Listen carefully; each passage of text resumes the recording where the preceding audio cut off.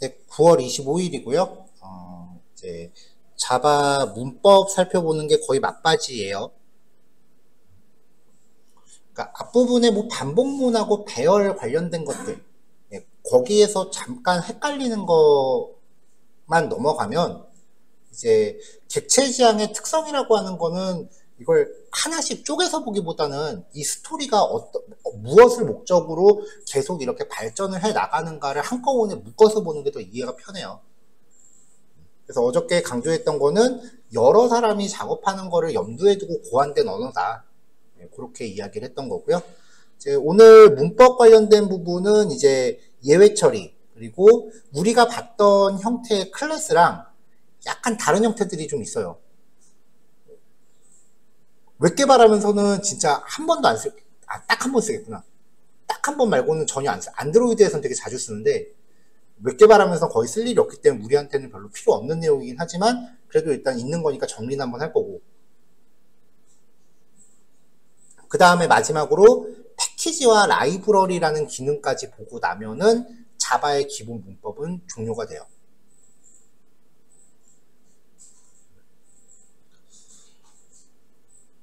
그럼 이제 그 자바에 이제 내장되어 있는 기능들은 어떤 것들이 있는지 그런 것들 살펴보는 단계로 넘어가게 될 거예요.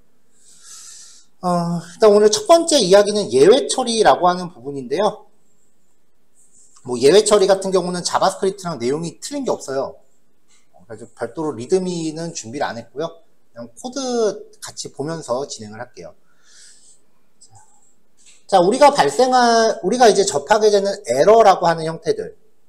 이 에러 같은 경우에 첫 번째 케이스는 문법 에러예요. 에러 메시지 보면 신텍스 에러라고 표현되는데 코딩 규칙을 지키지 않은 거예요. 그러니까 자바 프로그램으로 인정받기 위한 기본적인 규칙을 못 지키는 경우예요. 그래서 컴파일조차 안 되는 상태. 대체로 편집기에서 빨간색으로 강조돼요. 이걸 수정하지 않으면 컴파일 자체가 안 되니까 이거는 편집기 상에서 빨간 줄 빡빡 나오니까 이제 고칠 수밖에 없는 거죠. 자, 지금 아랫줄 같은 경우는 대입 연산자가 누락되어 있기 때문에 문법 에러입니다. 빨간 줄 가죠. 이렇게 빨간 줄이 나오면 얘는 실행조차 못 해본다고요. 이런 거는 안 고칠 수가 없겠죠. 그래서 사실 이거는 에러로 치지도 않아요. 문법 에러는.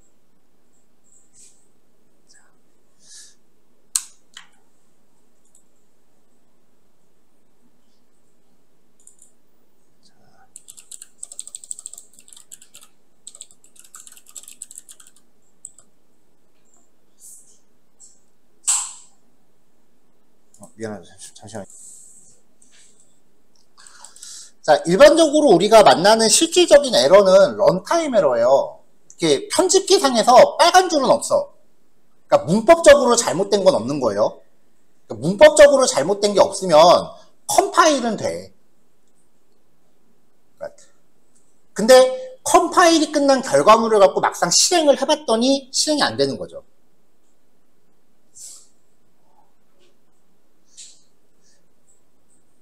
정수 형태의 배열을 가지고 이렇게 원소가 3개인 배열을 만들었단 말이에요. 이거를 5보다 작은 동안 반복하면서 출력하라고 했어요.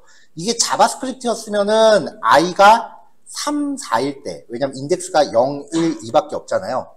그럼 3, 4일 때 undefined라고 출력되고 뻗지는 않을 거예요. 근데 자바는 짤 없어. 없는 인덱스면 그냥 에러나요. 에러가 나면 거기서 다운된다는 소리예요, 프로그램이. 그래서 마지막에 있는 요 구문은 실행되지 못합니다. 왜냐면 프로그램이 여기서 에러난 지점에서 뻗어버리니까.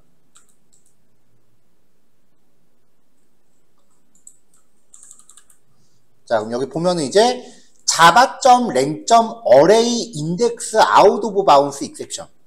맨 마지막에 exception이라는 게 이제 예외라는 뜻이에요. 그리고 자바는 대체로 이 앞에 에러 이름이 다 튀어나와요.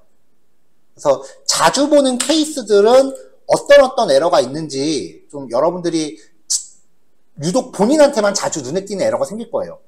그럼 이 에러 메시지를 보고서 뭐가 잘못됐겠구나 라고 유추가 가능해야 돼. 이 에러 메시지하고 그 다음에 밑에 보면은 소스 파일과 라인 수가 보이죠. 그러니까 이 위치에서 이러한 에러가 발생했다라는 거고요. 에러 원인은 인덱스 3이 잘못됐대. 에러 메시지 그냥 넘어가시면 안 돼요, 진짜로. 꼭 무슨 말인지 짚어보고 가셔야 돼요. 이게 우리가 자바스크립트에서도 얘기했었지만 에러가 발생하면은 연쇄 폭발을 일으킨다 그랬잖아요. 지금은 우리가 작성하는 메서드가 메인 하나밖에 없으니까 에러할 때 한 줄 튀어나오고 많은데, 스프링 같은 경우는 에러 메시지 한번 터지면은 스크롤 내리기 바빠요, 진짜. 거의 스크롤이 뭐 에러 메시지가 몇백 줄이 나오는데 그게 다 연쇄 폭발을 일으킨 거기 때문에, 내가 정작 잘못 코딩한 거는 맨 밑에 있거나 맨 위에 있거나 둘 중에 하나거든.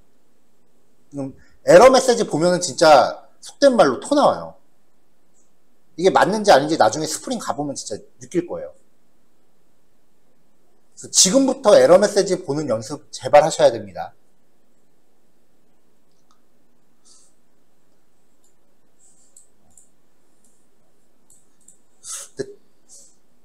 아직 뭐 별다른 에러를 못 만나서 그런가? 런타임 에러 물어본 사람이 거의 없더라? 한 명도 없더라?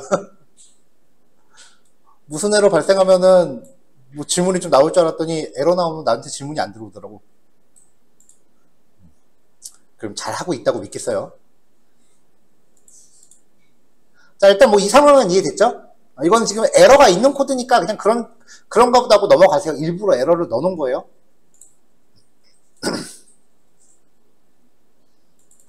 자, 그럼 이제 이 상황을 어떻게 개선해야 될까에 대해서 이제 고전적인 방법. 프로그램이 실행되는 과정에서 에러가 발생할 가능성이 있다면, 사실 이 코드에서는 가장 좋은 게 이거 고치는 거잖아요. 근데 에러라는 과정을 성립시키기 위해서 여기 포문은 손댈 수 없다라고 전제를 할게요. 그러면은 if문 같은 걸 사용해서 에러가 나는 상황을 피해가도록 구성하는 게 가장 일반적인 거죠. 반복문 안에서 i 값이 배열의 길이를 초과하지 않을 경우에만 출력하도록 조건문을 만든다. 그럼 에러는 안 나고 무사히 프로그램이 종료될 거예요.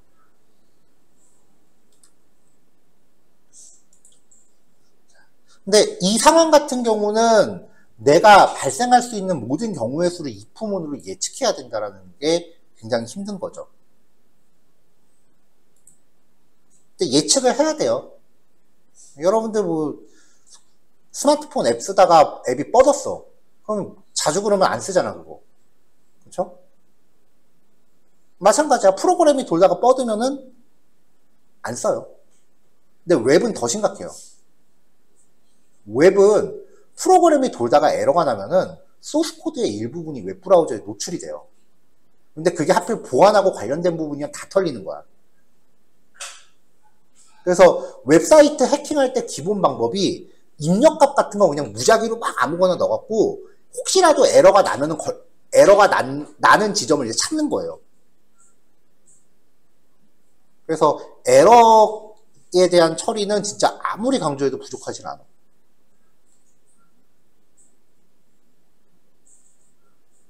이게 대기업 웹사이트 개발 프로젝트 들어가면은 웹사이트 개발이 끝났을 때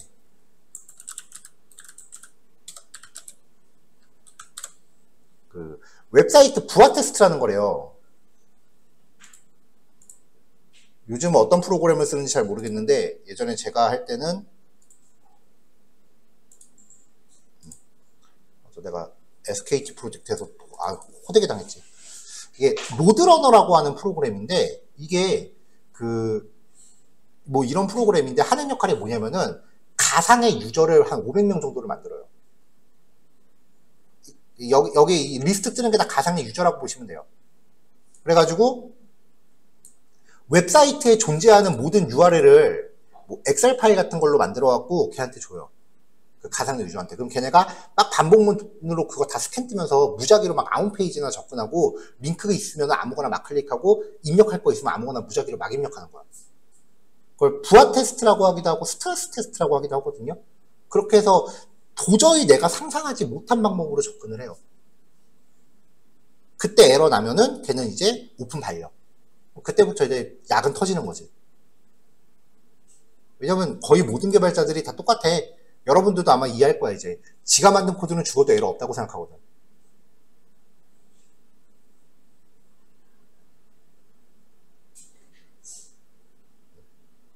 그거 많이 발생하는 게 또 게임 쪽에서도 많이 발생하잖아요. 일반적으로 유저는 개발자가 상상도 하지 못한 방법으로 그 프로그램을 써요. 게임에서 그런 일 많죠. 그래서 버그 찾아내고 악용하는 케이스. 그거 일종의 해킹이거든. 유저 떨어질까봐 그거 걔네가 그냥 얼른 수정하고 재배포하는 거지. 사실 그거는 고소 먹어도 할 말이 없는 거야. 영업방해로 들어가니까.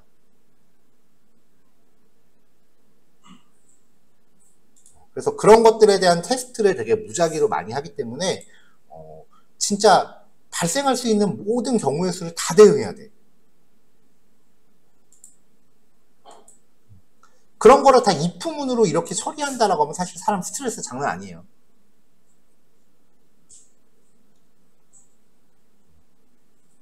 그래서 에러 처리는 그래서 중요하다. 근데 if문으로 이렇게 넣는 거는 좀 빡세죠. 그래도 어느 정도 예측할 수 있는 상황은 if문으로 어떻게 하겠는데, 예를 들면 우리가 어떻게 손도 못 대는 경우가 있어요. 예를 들어서 파일 복사를 수행하는 기능에서 하드디스크 용량이 꽉 차 있다. 이거 뭐 어쩌라고. 그렇잖아요. 다운로드를 수행하는 기능을 구현을 했는데 사용자가 다운로드 받다 말고 랜선을 뽑아버렸다. 미친 거지. 그쵸? USB 파일을 저장하는, USB에다가 파일을 저장하는 기능을 했는데 갑자기 USB를 잘못 건드렸고 USB가 툭 하고 빠졌어. 이거 누구 책임? 여러분 책임. 유저 책임이 아니에요. 개발자 책임이에요. 이런 상황을 감지해서 안내 메시지라도 보여줘야 돼. 프로그램이 그냥 뻗으면 안 돼. 대부분의 프로그램들이 이런 상황에 뭐 작업에 실패했다라는 간단한 에러 메시지라도 보여주죠. 그런 걸 다 직접 구현을 해야 되는 거예요.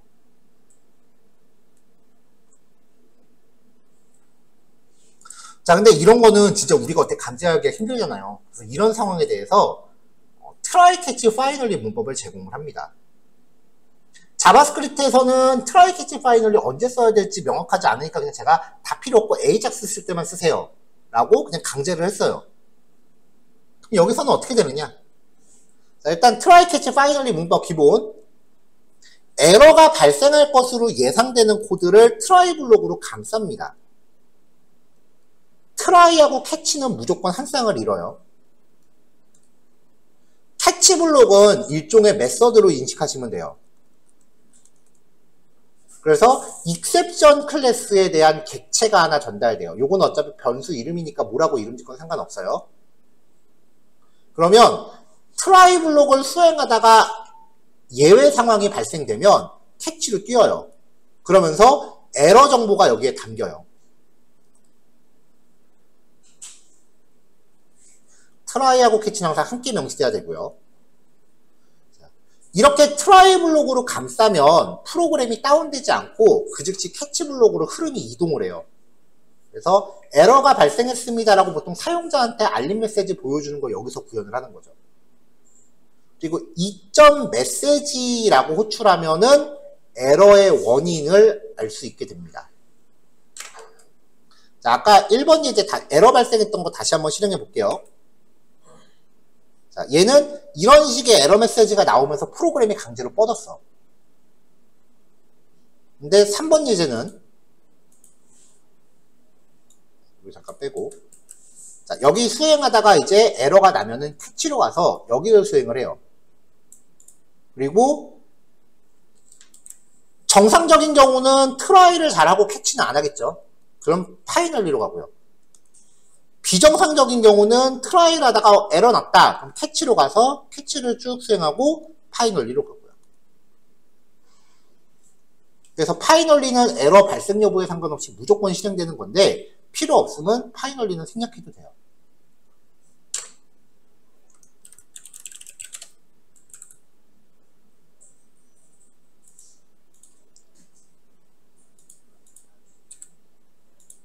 자, 아까 여기가 아니구나. 아까 에러가 발생했던 코드를 다시 한번 실행할게요. 왜냐면 아까 에러 메시지를 복사했었어야 되는데.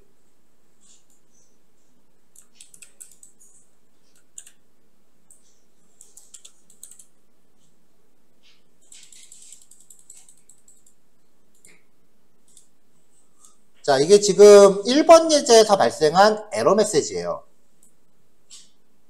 1번 예제에서 발생한 에러 메시지고요. 그 다음에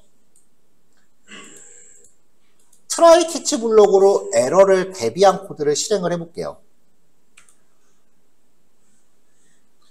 자, 마지막에 fin까지 출력이 됐잖아요. 그쵸?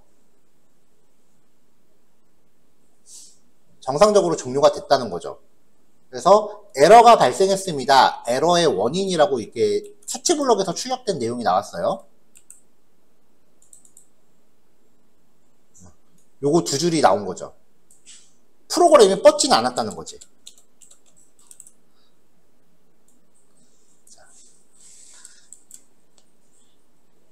에러가 발생했을 때는 이렇게 영문 메시지가 나왔고, 이거는 아까 system.out.println으로 직접 그냥 문자를 적은 거죠. 대체로 사용자들한테 이런 걸 보여줘요. 상황에 따라서는 이렇게 에러의 원인 메시지도 같이 사용자한테 노출하는 경우가 있긴 한데, 사실 일반 유저들한테 이런 거 보여줘봐야 쓸데없죠. 자, 아무튼 이렇게 하면은 일반 유저 입장에서 이런 메시지 보면 당황하실 거 아니에요. 그래서 일반 유저가 봤을 때는 뭐가 좀 문제가 생겼나 보다 이렇게 그냥 인지하고 넘어갈 수 있게끔 프로그램이 뻗지는 않았으니까 그렇게 인지가 되는데, 문제는 우리 입장에서는 보면 에러가 발생하겠는데 어디서 발생했는지를 몰라. 이렇게 하면 이게 없잖아. 우리 입장에서는 이렇게 만들면 더 곤욕이죠. 그래서 보통 여기에 이 객체를 받아서 print stack trace라는 메서드를 호출을 해요. 이게 뭐냐면은 요 시스템 에러 메시지 전체 이걸 출력하는 기능이에요. 이걸 강제로 출력시키는 거야.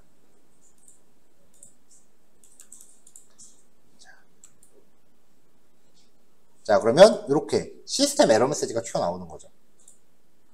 지금 우리는 그 출력할 수 있는 방법이 콘솔 출력밖에 없잖아요. system.out.println. 그래서 어쩔 수 없이 같이 출력을 하고 있지만, 실제로 만들게 되면은 얘는 우리는 웹을 대상으로 하는 거니까 자바스크립트 알러 창으로 표시하게 하는 게 보통이고요. 뭐 조금 신경 쓰면은 그 스위트 알럿 같은 거 걸어서 출력시키면 되고요. 얘 같은 경우는 출력을 시키는 게 아니라 별도의 텍스트 파일에다 기록을 시켜요. 그래서 나중에 그 텍스트 파일을 다운로드 받으면은 이렇게 출력되는 내용들이 쭈르륵 보이게끔. 그걸 로그라고 해요.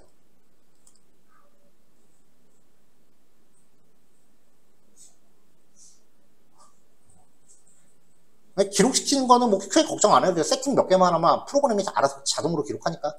뭐 어떻게 저장하지 그런 거 신경 안 써도 돼.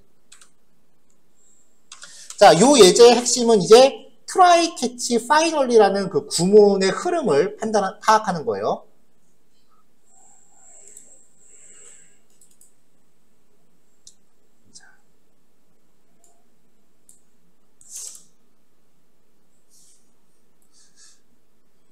자, 요번에는요, 배열이 이렇게 원소가 3개짜리가 있어요. 자, 이거를 이제 반복을 도는데, 자, 2부터 0보다, 마이너스 1보다 같거나 클 동안. 그러면 반복의 범위는 2부터 마이너스 1까지. 1씩 감소죠. 그러면 2, 1, 0, 마이너스 1이 되죠. 자, 이걸 가지고 i가 0이 아니라면 데이터의 i번째 나누기 i. 0이 아닌 경우는 요거죠. 그러면 100 나누기 2, 200 나누기 1. 잠깐만. 데이터의 i번째, 얘가 i 값이죠. 0, 1, 2니까 300 나누기 2, 200 나누기 1. 그리고 else 조건 0일 때는 그냥 얘를 갖다 쓰는 거죠. 그 다음에 이제 마이너스 1이 되면은 0이 아니니까 데이터의 마이너스 1번째 나누기 마이너스 1. 여기서 이제 인덱스, 배열 인덱스 초과니까 에러 나겠죠. 그치? 그래서 첫 번째는 배열의 인덱스를 초과한 경우 i가 마이너스 1일 때 에러가 나요. 자, 실행을 해보자고요. 벌써 에러 났네. 어디 세미콜론도 빠졌구나. 세미콜론이 어디서 빠졌지?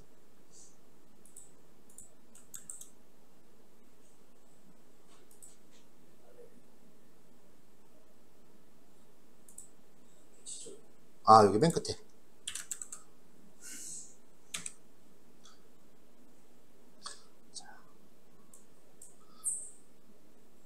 자, 익셉션으로 커버를 했단 말이에요. 그럼 여기서 이제 에러가 발생했습니다 라고 메시지를 이렇게 뿌린 거야.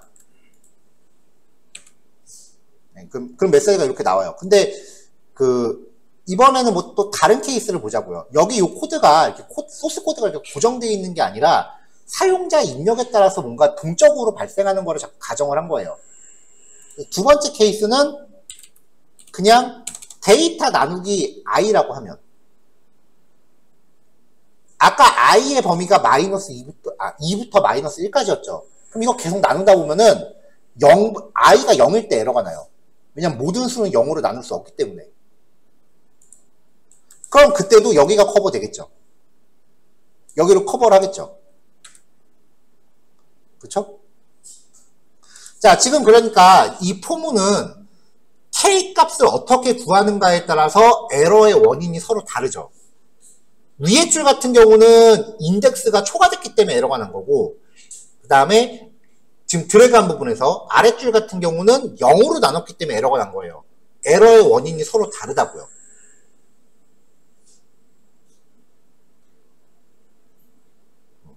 예를 들어서 여러분들이 뭐 쇼핑몰 같은 데서 장바구니에 구매 수량을 입력하라고 하는데, 어떤 사람은 1 이렇게 입력해서 에러가 날 수도 있고, 어떤 사람 마이너스 1이라고 입력해서 에러가 날 수도 있다고요.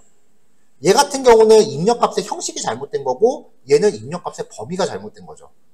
상황에 따라서 에러 원인이 다를 수 있다고. 그러면 그때 이렇게 캐치 블록을 하나로만 처리해 버리면 1이라고 입력해도 입력 똑바로 못해? 마이너스 1이라고 입력해도 입력 똑바로 못해. 같은 메시지밖에 보여줄 수가 없다고요. 이런 상황은 숫자로 입력하세요. 이쪽은 입력 범위가 잘못되었습니다. 이렇게 에러 메시지를 디테일하게 보여주고 싶다면 에러가 발생하는 상황을 세분화시켜야 돼요. 그래서 캐치 블록을 여러 겹을 쌓아요. 그래서 평소에 에러 메시지들을 잘 수집을 해놔야 돼요. 자, array index out of bounds exception. 이거는 배열의 인덱스를 초과한 상황입니다. 메시지 이렇게 제대로 박아놓을 수 있는 거죠. 자, 그 다음은 연산이 잘못됐을 때예요.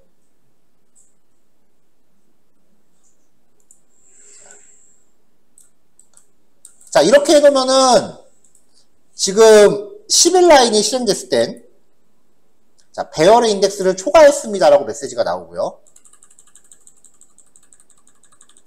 배열의 인덱스를 초과했습니다라고 메시지가 나오고,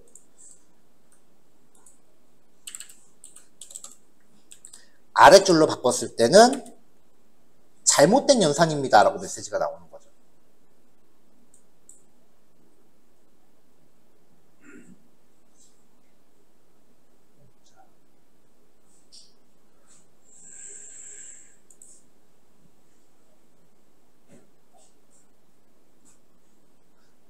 이 에러가 발생했을 때 캐치 블록으로 전달되는 요 객체들은 자바에서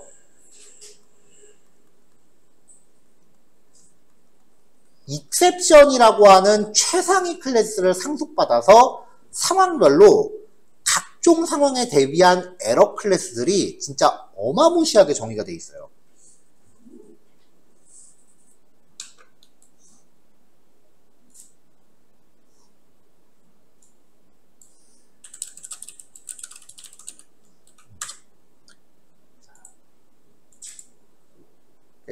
쉽게 검색해서 나올 만한 것들은 따로 정리 안 해요. java.lang.exception이라고 하는 클래스. 여기 앞에 붙어 있는 건 지금은 무시하세요. 패키지라는 개념이라서 지금 얘기할 필요는 없어요. 얘를 상속받는 클래스들이 되게 많이 있어요.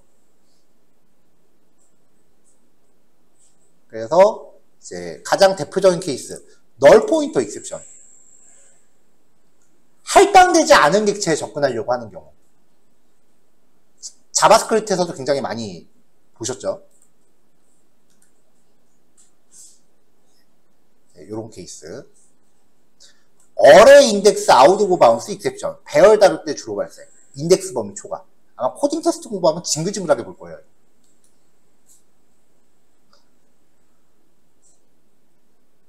그 밖에 넘버 포맷 익셉션. 그 문자열로 되어 있는 거를 숫자로 바꾸는 경우에 형식이 잘못된 거야. 예를 들어서 문자열 1, 2, 3을 나중에 숫자로 바꿔라라고 하면 1, 2, 3 이렇게 바뀌는데 만약에 그 A, B, C를 숫자로 바꿔라라고 하면 못 바꿔요. 자바스크립트에 이런 거에 썼던 기능의 함수가 뭐였지?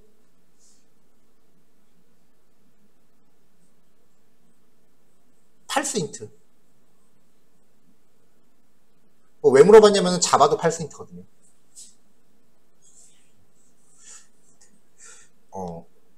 이게 굉장히 다행스러운 게 기본 내장 기능들은 자바스크립트랑 자바가 메서드 이름이 거의 비슷해요. 거의 똑같아요. 여기 써있잖아, 팔스인트. 근데 자바스크립트의 팔스인트는 지가 못 바꾸면은 NaN이라고 보여주거나 아니면은 바꿀 수 있는 글자들만 바꿔줬어요. 그래서 경우의 수가 되게 많았었어. 작동하는 경우에. 얘는 짤 없어. 숫자 아니고 나머지는 다 그냥 에러야. 그냥 다 뻗어요. 그러니까 조금만 수틀려면 다 안 한다고 때려 쳐버리는 애야. 그럴 때 나는 게 넘버 포맷 익셉션. 클래스 캐스트 익셉션. 형별안을 잘못했을 경우. 어저께 업 캐스팅, 다운 캐스팅 얘기했죠. 그 다운 캐스팅을 잘못했을 때. 혹은 업 캐스팅을 잘못했을 때.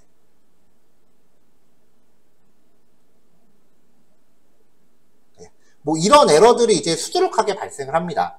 그래서 에러에 대해서는 만약에 내가 어떤 에러가 발생했다라고 하면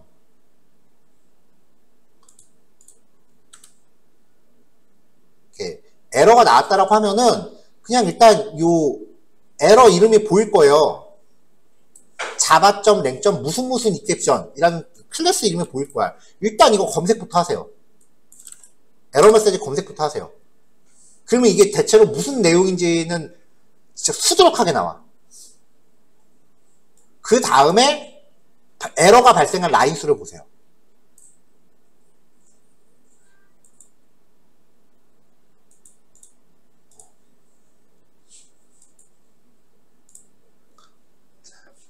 자, 이렇게 해서 이제 에러의 상황을 내가 좀 다양하게 알 수 있다면 캐치 블록을 이렇게 여러 개를 만들어서 쭉 대비를 하고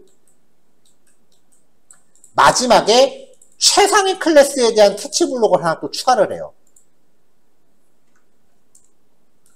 무슨 말, 이걸 왜 하냐면은, 자, 아까 이 익셉션 클래스가 모든 예외 클래스에 대한 최상위 클래스라고 그랬죠. 어제 우리 추상화에 대해서 공부했었잖아요. 자식 클래스의 객체는, 자식 클래스 객체는 부모 형태로 형별안이 가능하죠. 형별안을 캐스팅이라고 해요. 캐스팅이 가능하죠. 그러니까 얘네들 모두 사실 익셉션으로 커버 가능한 애들이야. 근데 내가 대비한 두 가지 에러 말고 예측하지 못한 제3의 에러가 발생을 했어. 그러면 얘는 첫 번째 캐치를 먼저 검토를 합니다. 나를 위해 준비된 게 아니네? 패스. 여기도 나를 위해 준비된 게 아니네? 패스. 만약에 마지막 익셉션이 없다면 자기를 위해 준비된 게 없으니까 A 안에 하고 들어 누워요. 그냥 뻗는 거야. 근데 마지막에 익셉션에 대한 블록이 딱 있다. 그러면은 얘는 우리 식구들 다 커버 가능하네? 여기서 처리가 되는 거지. 그러니까 마지막에 익셉션을 놓는 거는 일종의 보험이에요. 내가 예상하지 못한 에러가 있을까봐.